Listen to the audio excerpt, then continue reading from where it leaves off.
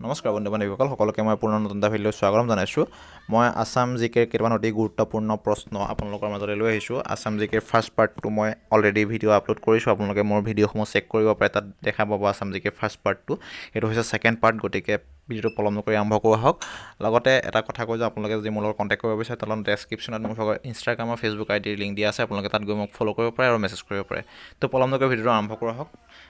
first question the Assam সাহিত্য সভা was first founded in the year Assam সাহিত্য সভা কেতিয়া স্থাপন কৰা প্ৰতিষ্ঠা হৈছিলে কিমান চনত সেইটো আপোনালোকে নিশ্চয় জানে অপশ্যনসমূহ দিয়া আছে অপশ্যনসমূহ ইয়াৰ শুদ্ধটো হৈছে 1917 চনত অসম সাহিত্য সভা প্ৰতিষ্ঠা হৈছিলে next the first conference of Assam সাহিত্য সভা ৱাজ হেল্ড এট অসম সাহিত্য সভাৰ ফাৰ্ষ্ট অধিৱেশন কেতিয়া অনুষ্ঠিত হৈছিলে ক'ত অনুষ্ঠিত হৈছিলে হেল্ড এট সুধিছে ক'ত অনুষ্ঠিত হৈছিলে এইটো সকলোৱে নিশ্চয় জানে এইটো শুদ্ধটো হৈছে শিৱসাগৰত অসম সাহিত্য সভা প্ৰথম অধিৱেশনখন অনুষ্ঠিত হৈছিলে next question who was the first president of Assam সাহিত্য সভা অসম সাহিত্য সভাৰ প্ৰথম প্ৰেচিডেণ্ট কোন আছিল অসম সাহিত্য সভাৰ প্ৰথম প্ৰেচিডেণ্ট কোন পদ্মনাথ গোহাঁই বৰুৱা বহুতে হয়তো এইটোত ভুল কৰে লক্ষ্মীনাথ বেজবৰুৱাক অসম সাহিত্য সভাৰ প্ৰেচিডেণ্ট বুলি মাৰি থৈ আহে কিন্তু পদ্মনাথ গোহাঁই বৰুৱা দেৱ অসম সাহিত্য সভাৰ প্ৰথম প্ৰেচিডেণ্ট আছিল এইটো অতি গুৰুত্বপূৰ্ণ প্ৰশ্ন অসম সাহিত্য সভাৰ ওপৰত next question the Hayagriva Madhava temple of Hajo is located in which hill হাজোত যি হয়গ্ৰীৱ মাধৱ মন্দিৰ আছে সেইটো কোনটো পাহাৰৰ ওপৰত অৱস্থিত সেইটো সুধিছে ইয়াতো শুদ্ধটো হৈছে মণিকোট পাহাৰৰ ওপৰত এইটো হয়গ্ৰীৱ মাধৱ টেম্পল অৱস্থিত আৰু এনেকৈ ধৰণে কামাখ্যা মন্দিৰ কোনটো পাহাৰৰ ওপৰত অৱস্থিত এনেকুৱা ধৰণৰ কুৱেশ্যনসমূহ সুধিব পাৰে next question which one was the last capital of Ahom kingdom আহোমৰ শেষৰ ৰাজধানীখন কি আছিল আহোমৰ শেষৰ ৰাজধানীখন আছিলে ইয়াৰ শুদ্ধটো হৈছে অপশ্যন 4 যোৰহাট হৈছে আহোমৰ শেষৰ ৰাজধানী next question the Gohain Kamal Ali was built during the ৰেইজ অফ কাৰ ৰাজত্বৰ দিনত গোহাঁই কমল আলিটো নিৰ্মাণ কৰা হৈছিলে কাৰ ৰাজত্বৰ দিনত ইয়াৰ শুদ্ধটো হৈছে নৰনাৰায়ণৰ দিনত গোহাঁই কমল আলিটো নিৰ্মাণ কৰা হৈছিলে next question Gohain Kamal Ali is constructed from which place to Gohain Kamal আলিক কোনটোৰ ঠাইৰ পৰা কোনটো ঠাইক সংযোগ কৰিছিলে ইয়াৰ শুদ্ধটো কি ইয়াৰ শুদ্ধটো হৈছে কোচবিহাৰ টু নাৰায়ণপুৰৰ পৰা কোচবিহাৰক সংযোগ কৰিছিলে গোহাঁই কমল আলিয়ে next question in which century the ancient era of Assam began অসমৰ এনচিয়েণ্ট এৰাটো ষ্টাৰ্ট হৈছিলে কোনটো চেঞ্চুৰীৰ পৰা ষ্টাৰ্ট হৈছিলে সেইটো হৈছে 4th century next question Banasura the king of Sonitpur was the great দেৱহতী হুইচ গড তেওঁ কাৰ ভক্ত আছিল শোণিতপুৰৰ যি ৰজা আছিল বানাসুৰ তেওঁৰ কাৰ ভক্ত আছিল তেওঁ আছিল শিৱ ভক্ত সেইটো মনত ৰাখিব the capital of Banaraja kingdom was বানৰজাৰ কেপিটেলখনৰ নাম কি আছিলে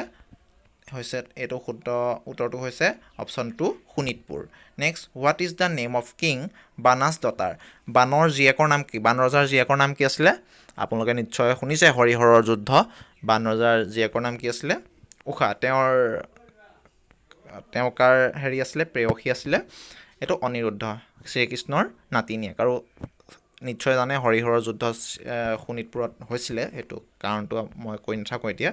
next question where is the capital of Salstambha dynasty located at Salstambha ডাইনেষ্টিৰ আপোনাৰ কেপিটেল ক'ত অৱস্থিত ইয়াত হৈছে হৰুপেশ্বৰত শালস্তম্ভ ডাইনেষ্টিৰ কেপিটেল অৱস্থিত ৰাজধানীখন আছিল next question in the 4th century BCE who founded the মাগধা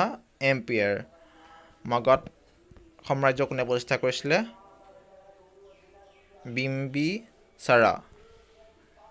বিম্বিছাৰা next question who establish the Mleccha dynasty দাস বংশ কোনে প্ৰতিষ্ঠা কৰিছিলে ইয়াৰ শুদ্ধটো হৈছে শালস্তম্ভই ম্লেছা ডাইনেষ্টি প্ৰতিষ্ঠা কৰিছিলে দাস নহয় ম্লেছা অসমীয়া টাৰ্মটো মই পাহৰি গৈছোঁ শালস্তম্ভ হ'ব শালস্তম্ভ অসমীয়া টাৰ্মটো Salstambha next question which famous temple is build during the